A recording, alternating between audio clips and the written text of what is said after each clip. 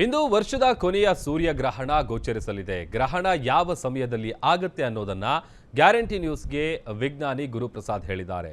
ಸೂರ್ಯಗ್ರಹಣದಲ್ಲಿ ಅಧ್ಯಯನ ಮಾಡಲು ಇದು ಪ್ರಶಸ್ತವಾದ ಸಮಯ ಅಂತ ತಿಳಿಸಿದ್ದಾರೆ. ಈ ಸೂರ್ಯನ ನೋಡಿ, ಸೂರ್ಯ ಅನ್ನೋದು ನಾವು ಏನು ಹೇಳ್ತೀವಿ, ನಮಗೆ ಕಾಣಿಸುವಂತಹ ಸೂರ್ಯನ ಭಾಗಕ್ಕೆ ಪ್ರಭಾಗೋಲ ಅಂತ ಹೇಳ್ತೀವಿ, ಫೋಟೋಸ್ಫಿಯರ್ ಅಂತ ಹೇಳ್ತೀವಿ. ಅದು ಸೂರ್ಯನ ಮೇಲ್ಮೈ ಅಂತ ಹೇಳ್ಬೋದು. ಅದಲ್ಲದೆ ಸೂರ್ಯನಿಗೆ ಒಳ ವಾತಾವರಣ ಇದೆ, ಕ್ರೋಮೋಸ್ಫಿಯರ್ ಅಂತ, ವರ್ಣಮಂಡಲ ಅಂತಲೂ ಹೇಳ್ಬೋದು, ವರ್ಣಗೋಲ ಅಂತಲೂ ಹೇಳ್ಬೋದು. ಕರೋನಾ, ಕಿರೀಟ ಅನ್ನುವಂತಹ ಹೊರ ವಾತಾವರಣವೂ ಇದೆ.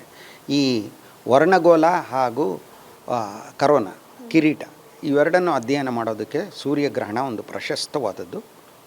ಅದೇ ರೀತಿ ಚಂದ್ರನ ಮೇಲ್ಮೆಯನ್ನು ಅದರ ಬಗ್ಗೆ ಕೆಲಮಟ್ಟಿಗೆ ಅಧ್ಯಯನ ಮಾಡೋದಕ್ಕೆ ಚಂದ್ರಗ್ರಹಣ ಬಹಳ ಪ್ರಶಸ್ತವಾದದ್ದು ಅಂತ ಹೇಳ್ತೀವಿ. ವಿಜ್ಞಾನಿ ಇದೊಂದು ನಾನು ಹೇಳಿದ್ದು ಮುಖ್ಯವಾದ್ದು. ಇದಲ್ಲದೆ ಅನೇಕ ವಿಷಯಗಳನ್ನು ವಿಜ್ಞಾನಿಗಳು ಖಂಡಿತ ಅಧ್ಯಯನ ಮಾಡ್ತಾರೆ ಗ್ರಹಣಗಳ ವೇಳೆ.